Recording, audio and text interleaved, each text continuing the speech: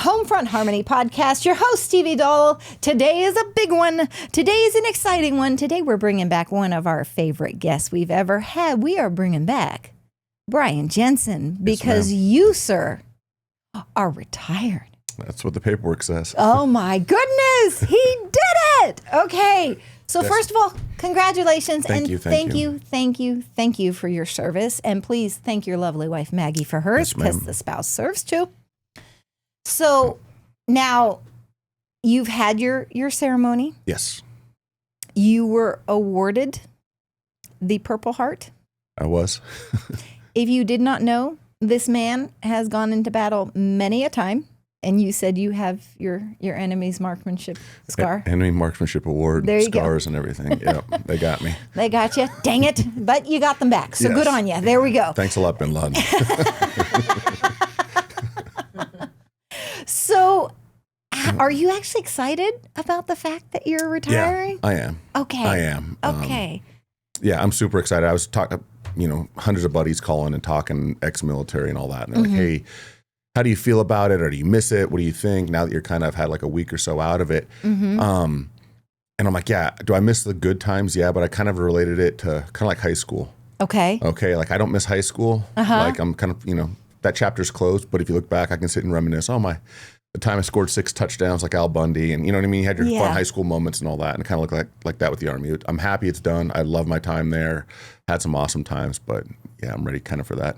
Okay. That next chapter, yeah. That's awesome. Did you know you were getting the Purple Heart? I did towards the end. Yes. Okay. It's kind of a long story. Probably shouldn't have gotten it years and years ago. Just never put in for it. Didn't want to put in for it. Didn't need it. And then had my boss and a couple of retirees with me that I work with. It kind of were like, hey, this is going in. We're putting this in. You need to get this. If anything, get free license plates. So there you go. Okay, yeah, see, look, there's always something extra you didn't know about. So there you go. Well, I'm glad you got it. You most definitely, my friend. Every ribbon you've earned, there's probably some you still are owed because you were just phenomenal. And I'm extremely proud to be able to call you and Maggie friends. You've done awesome. Likewise. How many years did it end up being? So if you take away West Point, because they don't count the 4 years of the academy for us, it would be 21 years, 6 months. Add in the 4 years, it's 25 and change. But yeah, gotcha. So just over 21. Lifer, people. Lifer. Yeah, Dad was 21 when he got out. Was 20. I'm sure there's some months in there that I don't know. Yeah, but, little odds and ends and change. Yeah. You know what? You want to keep it. We were just laughing because Micah, we had him on the show, and he said 20 years and 4 days, and those 4 days are very important to make sure they get in there. Yep. So all right. So now you're starting to figure out what you want to do, or are you just relaxing and enjoying a little? Trying to. So a little bit of both. Okay. I've got my resumes put together. I've blasted those out, and I'm in the process of blasting them out and doing interviews and all that.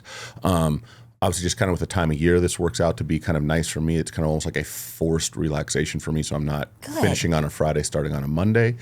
Just because a lot of the companies, with the HR freezes around the holidays are going, hey, we don't want to onboard you to have you work for 2 weeks in November and December, and you get 2 months paychecks on us. So a lot of companies I've talked to are like, hey, let's look right after, we'll get real serious about this after the New Year's, which is good because it's kind of given me a forced month and a half, 2 months to kind of let my hair down a little bit and all that. I love it. However, are you going to grow it out and do a man bun? That's what Maggie keeps telling me to do. I know, she's going to make him do a man bun. Yeah, but I still can't stay still, so I'm still doing my stuff on the side. I'm DJing. I'm still doing the executive protection, bodyguarding, and all that. So I have my little side hustles just so I'm not completely sitting on the couch going insane. Fair enough. I understand that. I always say Jim will never be fully retired. Absolutely. He'll semi-retire, but he'll never. My dad was the same way. Had to still be doing something. Exactly. Exactly. Yeah, can get retired. Portion of it, but. Yep. Still got to have something to keep it going. Have something, but you also get to kind of pick and choose what days you work, how much you're going to work, how many hours, et cetera. So it's that nice. Absolutely. I loved seeing the posts of your retirement ceremony. It was beautiful to see. I loved, there were some really great pictures of Maggie beaming, proud of her husband. It's one of the things that I love to see, that full circle. Yeah. When you've gotten there, you've done it. You've had a long and full career. And serve this country well, my friend. So Thank you. We appreciate it. Thank you. And I love that you get JB. I saw he was there, so that's awesome. Good old JB Spizo. Yeah. Yep, it was him. Another guy, Mike Orloff, Nate Hunterton, Jake Hawley. There were several guys. They were literally there on the very first day I ever entered the Army, and they were there for the last day I That's was there in the Army. awesome. So it was cool from literally start to finish. So awesome. I love definitely that. Special. That's cool. Now, and JB was your drill sergeant? He was my first sergeant when I was going through basic training, and then at the prep school after that and everything. Okay. And then my very first sergeant, aka drill sergeant, TAC sergeant, Mike Orloff, was also there. So yeah. Wow. The first two guys to ever give me a good smoke session, teach me how to do some proper push-ups for as long as my body could hold me up, and brought me in. Yeah, they were there. That is so great. So you got the chance to have the retirement ceremony. Sometimes some people don't get it, depending on circumstances, whatever. Right. I love that you actually got to have yours, because I think the pomp and circumstances is needed. Yeah, it is. It's funny you say that. I was literally not going to do anything. I just wanted to fade off into the dark and be good. And when we were in Germany this June, I was doing over there, and Sergeant Major Ricky Jackson, shout out to my battle buddy. Shout out. Yeah, one of my closest brothers and all that. Him, my boss, Lieutenant Colonel Dave Nash, and Maggie, three of us were having dinner over in Germany. And Sergeant Major Jackson is stationed over there right now, and he was kind of like, so when's your ceremony? How are you doing it? And I was kind of like, and all of a sudden, he came off the top ropes with Maggie and Dave in hand, and all three of them more directed me than talked me into it, that you will do this. So it was good. I'm happy I got to do it. It was fun. It was great to have all the family and friends come in, and it was good, I think, kind of closure for the family and everything, too, to kind of be like, oh, please.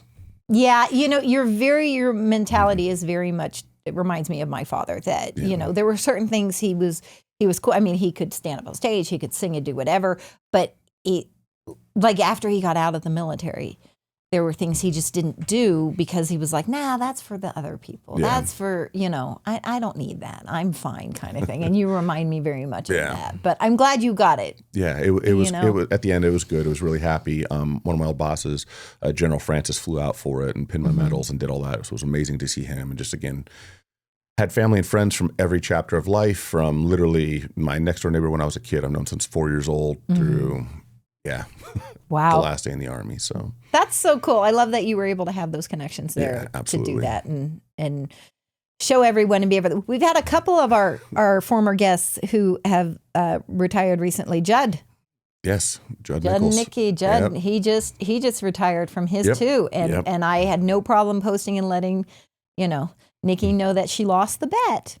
That he actually did retire, because she had a bet going. He wasn't going to retire. So but I'm glad to see you did that, and I'm glad you have some other things that you're already doing. One of the things we talk about is if it's a complete drop off, and you have nothing else. So with your, with the DJing you do, and then you also have the executive protection and stuff you do and everything.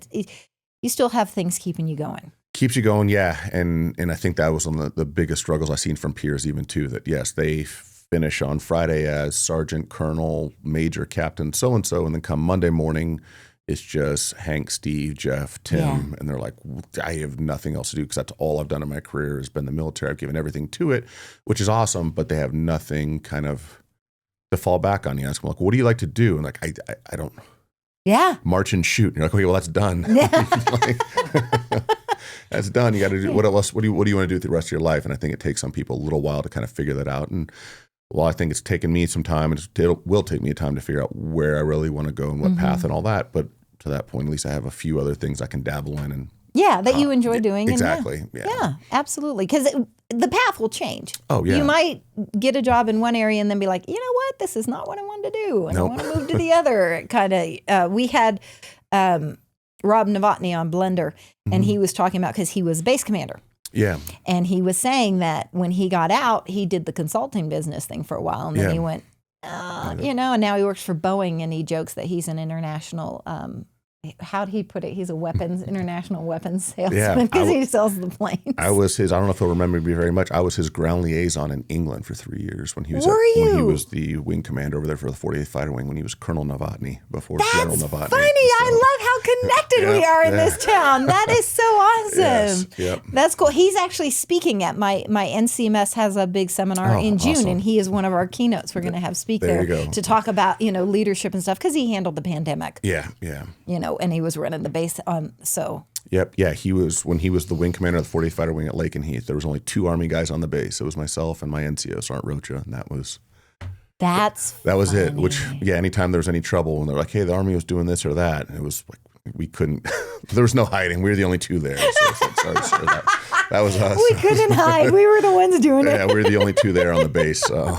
That's funny. Oh my goodness. Yeah. How cool is that? I love how that's connected. Yeah, So we'll have to make sure Rob sees you're on there. I don't know if he knows. That's funny. Yeah. That will be a fun one to see there. So, all right. So we're putting resumes out. Yes, ma'am. Now, and you're not wrong at all. Budgetary with companies, end of the year, either they got a bunch they got to get rid of, or they don't. That's where staffing comes into play a lot of times, because they can keep it concise and just cover without going over budget. Right. And it works out because there's a bunch I'm on Indeed and LinkedIn and all the different things. And even coming out of West Point, we have the Association of Graduates, AOG. And so I'm doing that in conferences and everything. And it's been cool because a lot of companies too, they're very upfront going, hey, here's the position we're looking for. We can go so far in the interview process right now, but this is what really won't pick up until after January. That's when we're looking to hire, which is nice. It's cool. I got a bunch of kind of downtime. So it does fill a bit of time where I can do an interview here and there or whatever, or answer whatever questions I have, but knowing like, okay, I'm going to be forced for this holiday season to actually enjoy the holidays. Yeah. Breathe, relax, grow my hair out and everything. Yeah. Yeah. And then come back after New Year's and go, okay, now what's opening up? What job positions are opening up? Yeah, no, I think it's a really great way to handle it. I think that it worked out this way for you is going to be phenomenal, especially from a mental health perspective. Oh, yeah, absolutely. Because you're going to have time. One, you and Maggie got your birthdays coming up. You guys have got the holidays happening. We got everything going on. So you have time to be able just to be together and figure out what just being you means. You know? I was funny. My sister was out. My family, both my sisters were out for my retirement, and my sister in Pennsylvania, she does hair and all that type of stuff, nails, and she was even asking me like, "Hey, so are you nervous about making the transition, this and that?" And I said, actually, like going to the civilian sector, I'm not so nervous. The only 2 things, my biggest worries are, what do I do with my hair, and what clothes do I wear?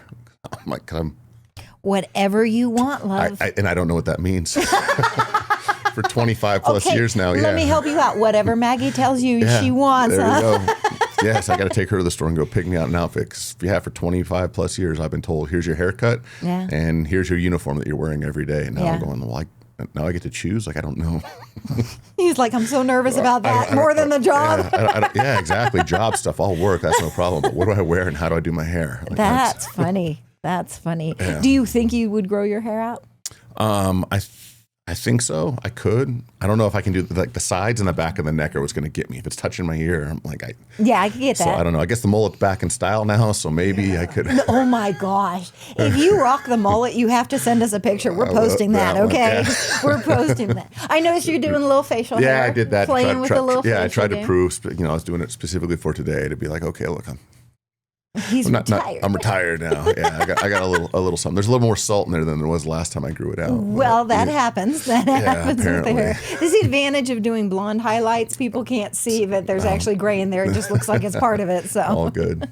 Well, very cool. So have you kind of identified, you think, an area where you're hoping to launch your next career in? I kind of got some areas for that. So my resume, I had a company kind of help me write it and all that. Yep. I'm looking kind of on like the program project management side of the house / I would say even operations management, and then a little bit even into the sales or sales management as well too. That's kind of the spectrum I'm looking at. Not to say there's anything outside of that I'd be turning my nose at. But, right.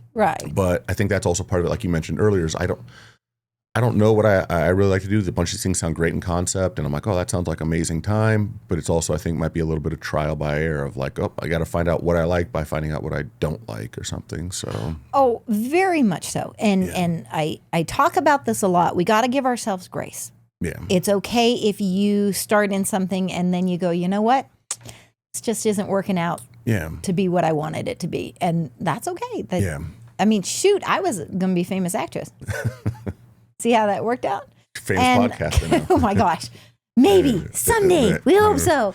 But it is something that I think that especially veterans deal a lot with because of the identity loss.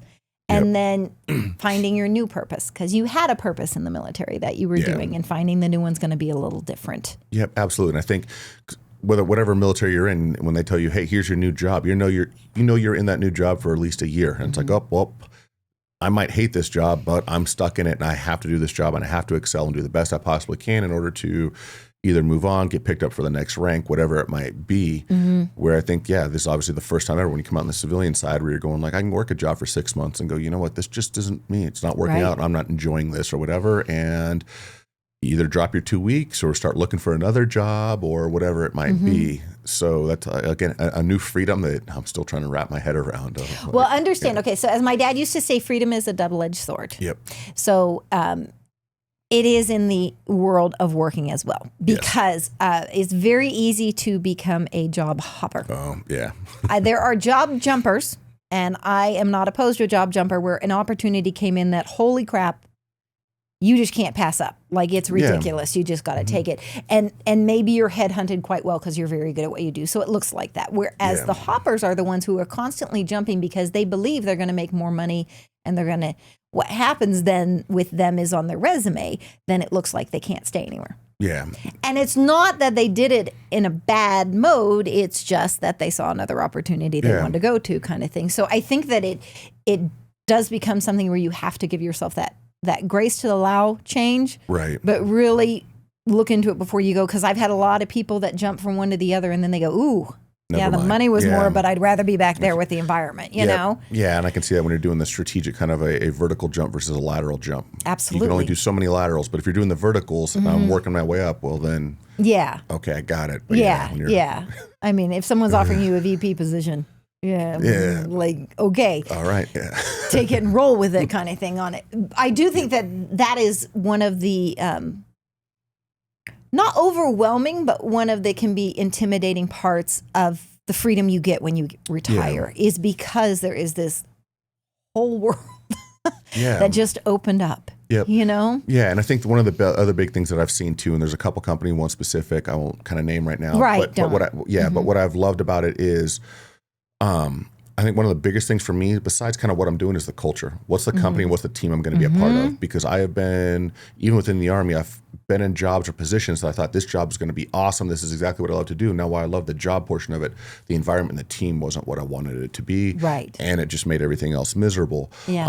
And one of the companies I'm talking to know a bunch of the people there and all that. And it's a phenomenal team, a phenomenal culture. The teamwork's just out of this world. And I'm kind of going, wow, like that's something I would love. We're going, okay, well, hey, maybe it's not exactly quite the industry that I would actually love to do. That's a glamorous one. I'm like, oh, that's perfect. But you know what? If I'm enjoying everybody that I'm working with on a day-to-day basis, and I'm enjoying the time and the camaraderie and all that, that makes up, I think, and fills in the blanks for quite a bit more. Oh, very, very true. Yeah. And I love that you're thinking that through that way.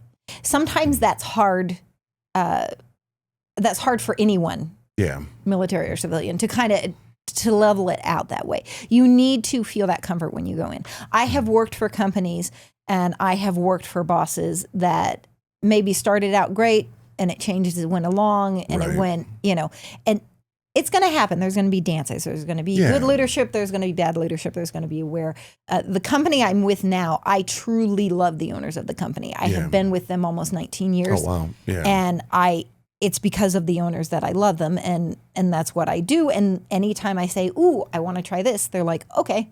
Yeah, go for it. And have let me grow their company in a way I wouldn't have had that opportunity in other places. So for me, that value in that is very important, versus where Jim, being the real estate broker, kind of controls his destiny a whole different way than what I do, Yeah.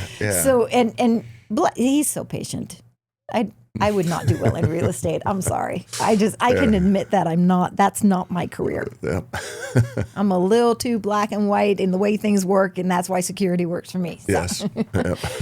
But you know that. So absolutely. You understand exactly where I am on that. Now, so have you, I know that you've done some interviews, you've done some resumes, you've kind of identified some areas that you like and where you're going, and you have this break to breathe about it. Yes. Are you talking to some fellow veterans that maybe went through the jobs and discussing the interviews and the decision path and kind of getting their input as well? Yes, absolutely. Yep. Okay. And again, I think it's kind of taking the collective view, because I've had buddies that we do it 5 and fly. You go 5 years after you get out of West Point, and then that's the earliest you can get out. And I've had buddies that did the 5 and fly, and they've been working civilian, corporate stuff since 2010. Okay. So I'm kind of getting those guys who are now, they're doing quite well. Some are VPs, some are execs and all that type of stuff. So I kind of have those from guys that served a little bit in the military, did their 5 years and maybe a combat tour or whatever, but got out early, to guys that did the full 20 plus and then are retired, and people that did halfway. So I'm kind of getting it all. Yeah, I'm trying to get the collective view from everybody. And honestly, what I see is probably about 80-85% of what everybody's telling me is pretty much meshing right across. And I go, okay, cool, that's good. You're going to have your 10 or 15% of outliers, and they're going to all have their own views. Some of it's also based off whatever industries or whatever jobs they have and all that, which is cool, and kind of take that into perspective. But yeah, a lot of it's all crossing, it's meshing. I'm like, oh, wow, that's what him. They all told me the same thing. Okay. Probably a good tip. Yeah. Yeah. Oh, so. I bet it would be. Now, you see, he has an advantage because his wife is like a life coach. So he has that too from that civvy perspective there. Got a little guidance in some areas. So are you watching college football? I was actually watching the Army up 14-13 on Temple today. Big win last week against Air Force. So yeah. We liked you beating the Air Force. The Navy I did appreciated too. that. Yeah, it sets up for a good December. Sorry, football talk. Have to do it. Okay, so now when you woke up the day after the retirement party, was it kind of like, whoa, it's official, or not? 2 days, so like 2 days after. I want to say it was like Monday, Tuesday, because my retirement ceremony was on a Saturday night, and so you saw the photos we did at Mandalay Bay at the Irish Pub Reraw, and so it was just shenanigans and carnage all night. Love it. Yeah, once I got the monkey suit off and put the civvies on and there everything. We go. And then, that was carnage and a great night. And we had people again, Sergeant Major Jackson Ricky flew all the way from Germany for this, and he stayed a couple days. And General Francis was in from Oklahoma, and I had friends in from DC and Virginia and Pennsylvania, Maryland, and all that. So, that's so awesome. So Sunday was kind of like, let's hit the ground kind of running, and people over, and let's do a brunch, and let's kind of hang out. And Ricky and I went out to dinner that night and all that. So I was still kind of in that realm of pseudo hosting and everything. Still had a few more in on Monday. So I say Tuesday morning, because everybody, like the last of the people that were out here for it, flew out Monday night. Okay. Last of the family and friends and everything. So Tuesday morning was the first hello. Yeah. I didn't even have my alarm set or anything, but still woke up right on the dot for that same. I wake up at every other day, and was like in that panic for the split second, and I was like, oh, wait a second. There you go. I don't have to go to work today. I don't know what I don't know what to do with myself. He's even stuttering now, reliving it. Yeah, that was it. And I was like, oh, I'm going to try to sleep in. And that lasted about 3 minutes. And then I was like, okay, I'm there's no sleeping in here. I got to get up and brush my teeth. And then got coffee and sat on the couch with the dogs for a couple hours. And there you go. I will tell you, it took years to get my parents to sleep in. Yeah. And still to this day, my mother wakes up early. My dad just like clockwork, the whole thing. And when I got them to sleep into 7:30, I'm like, woohoo! I did big things there. Yeah.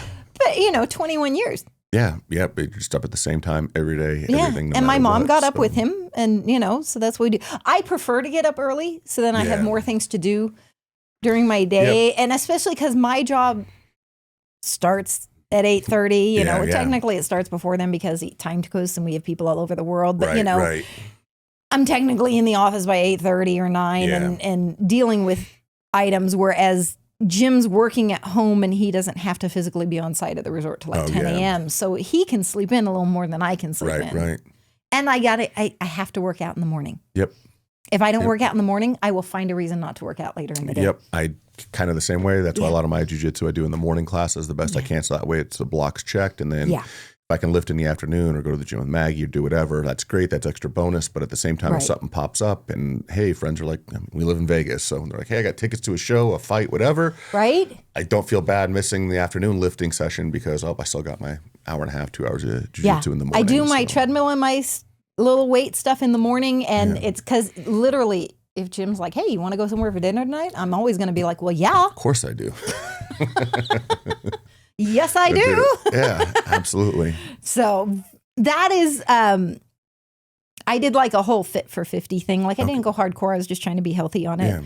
Yeah. And then we went and we did the birthday trip. Yeah, I saw. And we were in Europe, London, right? Paris, and it's rich food, and I had so much fish and chips, and so we ate a lot, and so now I'm back onto the getting back to Fit for 50 since I'm actually 50 now. But it's one thing that I'll do my workout in the morning, and then if I have a very strenuous day, if I have something, if I'm on a phone conversation, I'm pacing.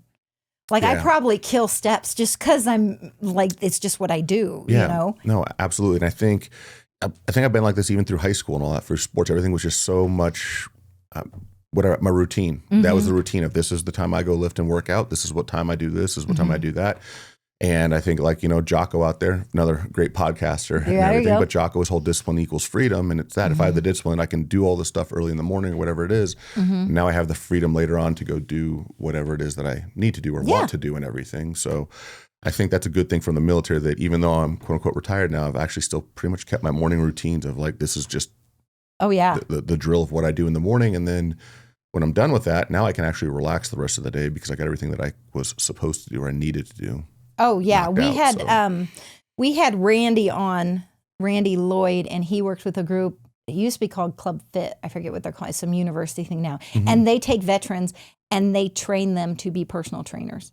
Oh, awesome! Because there are some that the fitness was just everything, and if they can make a career out of it, why the heck not go into it? Absolutely, and I think especially for veterans and those that have deployed and all that type of stuff, anybody dealing with like a little bit of PTSD. Fitness, nutrition, sleep, working out, that is like that's better than any Zoloft drug out there or anything for them and all 100%. That. So I think, especially those veterans getting into it and being like, nope, I'm staying positive. I'm getting physically fit. I'm getting those endorphins going. I'm working out. I feel great. I look great, feel good, etc. That sets them up for success and a lot more. So I think that is awesome. I love it. And I love it. That and that we're finding so many more avenues, especially for the mental health for the veterans, the combat veterans. We had Bill Elmo on for 22 Warriors, and he was talking about they have the neurological, they do the little electrons to help with it. And it's helped with his pain and it's helped with his PTSD more so than any drug ever did. Yep. Yay. More options like that because everybody's so unique and different. Yeah, absolutely. You can't just be like, this one thing fits everybody. It just isn't going to work. No. And I think that's the worst thing you can do is just not the medication has its place. I mean, even when I was going through some of my therapies and all that, I was on stuff for a while and all that. And it was great. But I think working as part of a fitness plan or a overall life wellness plan of it, you can't just sit on the couch, pop these pills and expect everything to get better. You need to do a full holistic approach of everything. Oh, absolutely.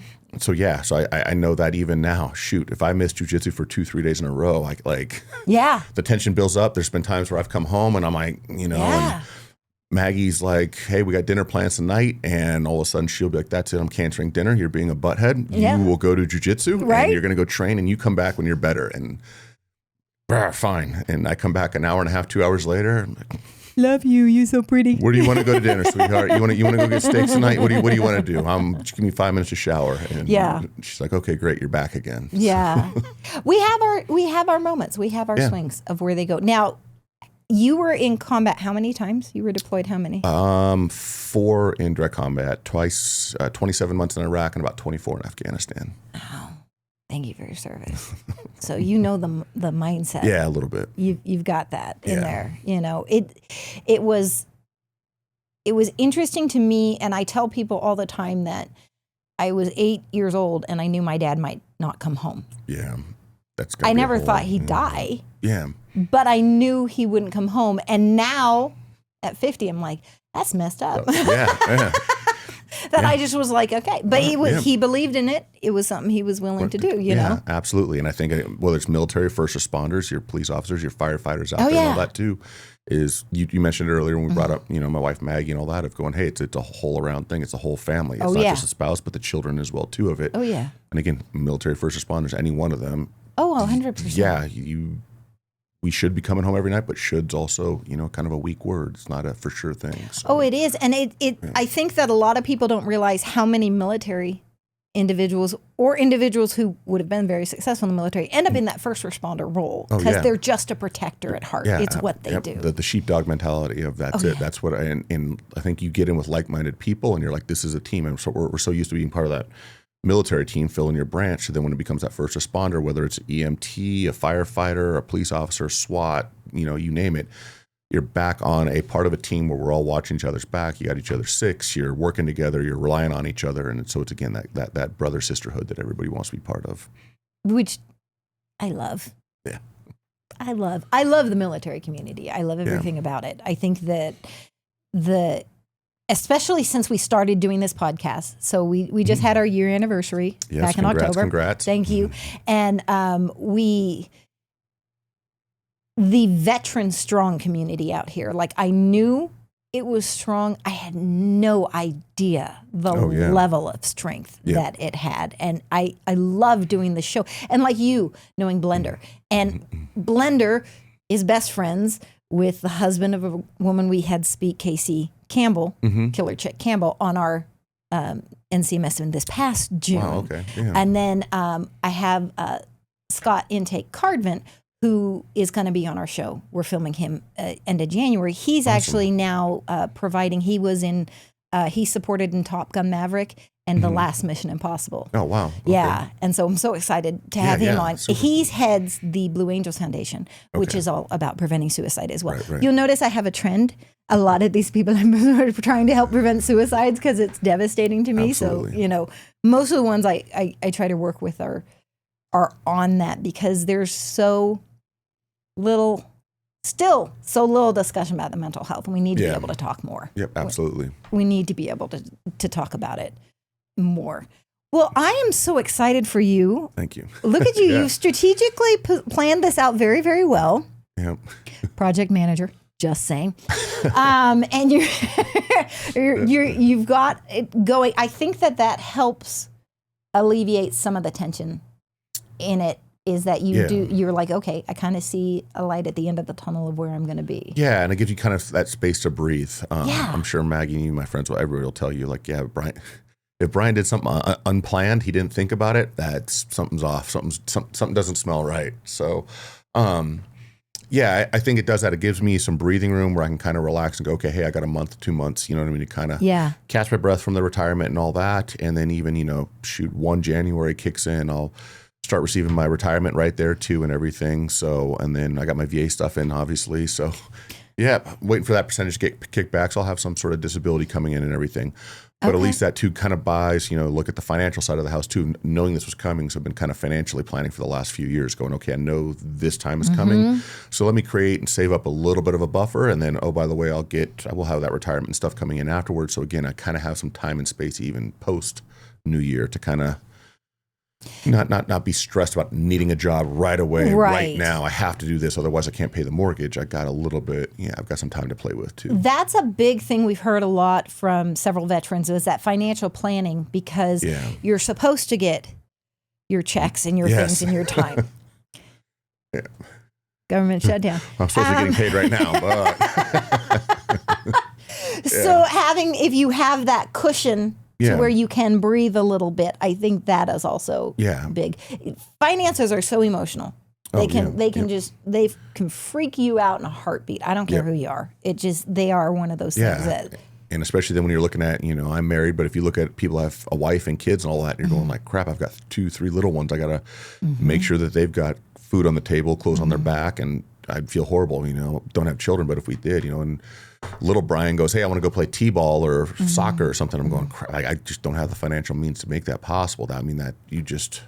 Oh, and it's expensive. Yeah, and that can just snowball into such a big thing. Now you're putting stress on yourself, on the relationship, the marriage, the kids, the family, etc. So, shoot, I'm watching my niece is now in college in her freshman year. She's loving it, living the life. My nephew graduated from college, and my sister and her husband are like, whoa. House to ourselves. Exactly. Something breaks, I know who did it. Something's missing, who put it pretty there. Pretty much, And I mean, they still have to work because they're still providing and taking care. But it is a different perspective when you get into that. What I love is having known, I know you and Maggie, and she's a little more that free spirit, and you're the planner. It's just so cute that you guys, that's your total fit together, yin and yang, to balance each other out, absolutely. Yeah, you got to have that. Yeah, yep. There's times, I think that's her biggest thing is she's trying to teach me how to, I don't say let go, but relax a little. You're not in the Army anymore. Not grip it so tight. Yeah. At the same time, I'm like, no, hon, we got to get the plans done. You got to have your step action drill, steps 1 through 10. Yeah. And she's like, nah, I'm just an outline. There. If I can get you to an outline, then. It's funny in the different areas how my husband and I handle stuff because we are both very strong in our careers, and we kind of bring each other back. He'll get caught up on the phone. I'll get caught up on the phone, whatever. I mean, right now with my job, between Mother Nature, she needs to take a chill pill. Between her and then, you know, other things happening and the shutdown and stuff like that. Plate's going, they're spinning right now, you know, but so is he. Yeah. And it's just like, so we try to help balance on that. But like so if I do an event where I'm speaking, I just get a sustenance of what I'm going to do, and I just go and I just wing it. And my dad would do the same, and that's how I am. And I do stuff like that. And everybody else I know is like, no, you have an outline. He writes it. I'm like, I have it, but it's over there. Yeah, it's all good. I'm just talking. I got it. You know, I got you. Yeah. So, no, I can definitely feel that, and it does help out to bring me down from the high octane, and then at the same time, sometimes there's things where even I've helped her with stuff, and then she'll come back after whatever her event is and go, oh, thank God you at least put that outline together for me, because I would have been lost after this. And I'm like, see, I told you. And then there's other times where my hair's on fire because I'm panicked, and she's like, relax, it's going to be fine. Right. And then at the end of it, she's like, see, I told you. And I'm like, you're right. So helping us each find that middle ground. You absolutely have to on that. And the thing is that I think too, so you've officially retired from your service. It's also the spouse. Oh, yeah. You know, you go from, my mom was Chief George's wife, and then she was just Dean George's wife, you know, and it was like, she went through a transition too. So when you are aligned and partnered very well, you're together. Nobody's alone kind of working through that. Yeah, exactly. And I think it's really helped out that we came here to Nellis on the Army Joint Support Team. So the team I've been on here is a very small team. I mean, even for a while, there's only 2 or 3 of us. Right now, we're massive at 5 personnel. So we're all relatively senior. So I think for her and for me, for that matter, it was a nice transition coming out of that operations world where she was. Before this, she was, you know, the S3, the chief of operations of the deputy commander's wife that was like, before the DCO of the Division Artillery that have already had 3rd Infantry Division, about 3,500 plus soldiers and all that. So it came from, that bigger network to here. There's only 3 to 5 of us, and we're all pretty much married, minus Dave, but he's even older than I am. So it's kind of that senior small. She was like, you know, she didn't have quite there wasn't that pressure, everybody looking here. It's kind of like we're all senior folks kind of doing our own thing. So it was a kind of that half step out the door to transition into. It's almost like you went into a more relaxed area with the less people. So you were stepping stones the whole way. Yes, and helped me get out of that, of coming out of getting, you know, all the phone calls at 2 a.m. on a Saturday night 'cause somebody got arrested for a drunk driving, or something else happened, or one of the knuckleheads did something, or going to the field for weeks on end. It was nice to this was kind of that pseudo step in between getting out of the actual, you know, tactical army and going civilian. This was a good middle ground. So even helped me start switching a few of the switches off in my brain from all that to get out. And I think it helped her too, kind of transitioning that, this is what it's like to have him around the house on a day-to-day basis, you know, at normal hours, and not get phone calls at 2 a.m. and where she would just roll over because she knew my bat phone was going off. The bat phone. Yeah. The Brian phone was going off. And then I have to step out in the hallway and try to take a phone call at 2 a.m. and figure out what the heck was going on. Yeah. So it was good for that. It was good for me to kind of start transitioning, kind of figure out, you know, what was what, and her used to having me around the house all the time to help out, as well as not get in the way. And we could have an actual marriage face-to-face and not over FaceTime. Oh, that's nice. Yeah. See, that's nice. Those are some of the things that I recall, and I watch the difference now with the communication. And it's great that we have more availability for communication, but it's still so hard when they're just out of grasp. Oh, yeah. They're just there. Yep. And they're like, that's it. I have my 20-minute phone call or whatever I could get and click off of it and everything. Absolutely. It's a wear and tear. Yeah. You know, and it's hard. Like, I travel quite a bit for business, and when I am on the East Coast, you know, and that's just 3 hours difference, people. And I was in Florida in June, and by the time June would get home from work, it's like 11:30. Yeah.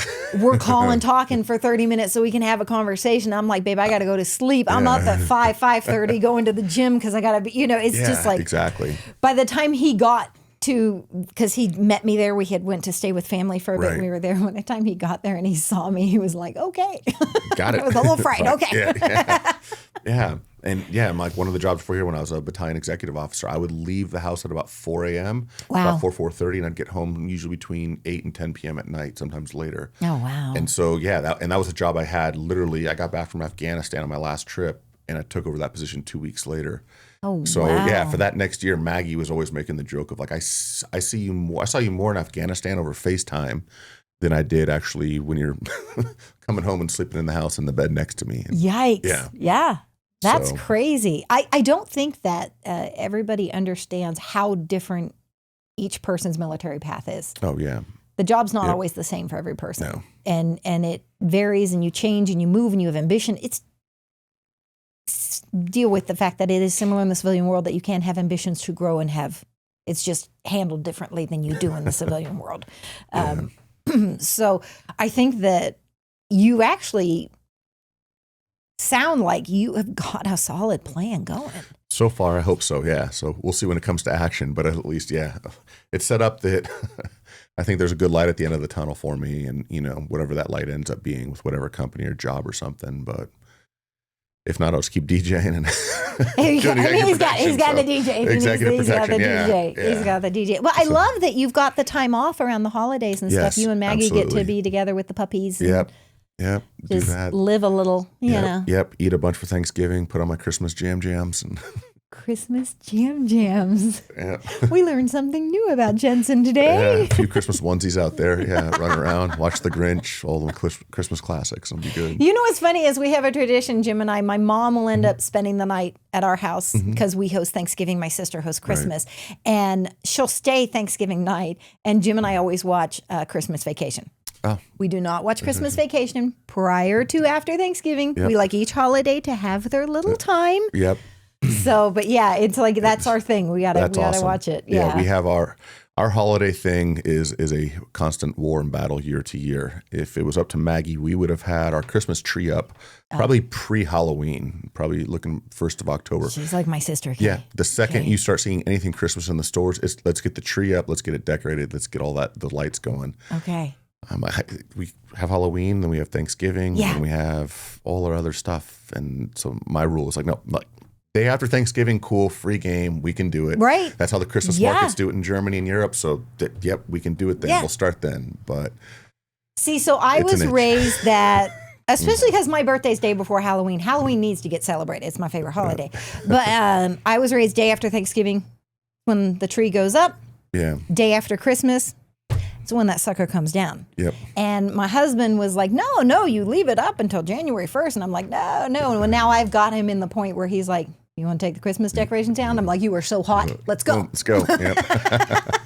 Because I like to, all of a sudden the house is so clean and big because the decorations are gone. Yeah, and so much more space to There do everything. is. Yeah, And then yep. you got the new year fresh.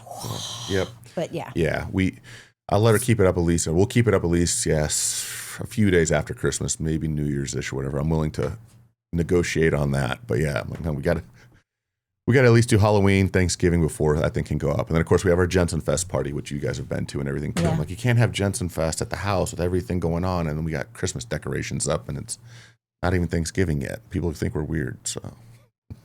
I don't know. I'm like, I can't. I have to have the separation. I Yep. just do. It's my thing too. I mean, I like Christmas. Yeah. It's more fun. Like when my niece and nephew were little, oh my gosh. Yeah. Now, we're all grown up. It's like, cool. It's just a reason to eat. Yeah. Yeah. Watch some football. No, Good. it's funny. I go nuts for it. I do. I have a bunch of Christmas onesies. I have literally a slew of Christmas movies. It's like, nope, this is what we're watching. Even DJing, I have a bunch of Christmas mixes I've done and stuff too. This is so Yeah, fun. so I absolutely love it.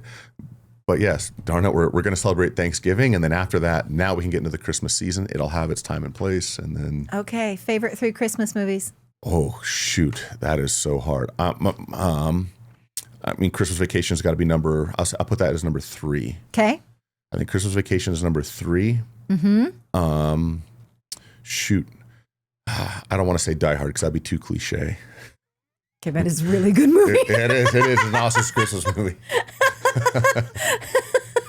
And I won't say Gremlins or anything like that. No, but I'd say probably Christmas Vacation. I mean, you got to go Christmas Story because I was a kid with a BB gun, so I had my Red Ryder with Okay. the compass and the buttstock, and was shooting Black Bart and everything out in the canyon. And then number 1, I have to go with the original Grinch Stole Christmas. Right, the cartoon one. Oh my gosh, with Boris Karloff. Cindy Lou Who's No More Than Two. Gosh, that's my favoriteest one. That's it. I tell Maggie every year she's bad. I'm taking her toys to the top of Mount Crumpet to the tip top to dump it. Oh my gosh, yeah, I do. I have to say the original Grinch is my favorite. If I don't get to watch that, like last year, we weren't catching it on any time it was on, and Jim was like, well, this is just stupid, and he went and found it on demand so we could watch it. I'm like, thank you. This is my movie. That's awesome. Yep. Yeah. There's a lot of movies that I love to watch, the old stop animation ones and stuff like that. Yep, the old Rudolph and everything. Those. Those are fun to do. And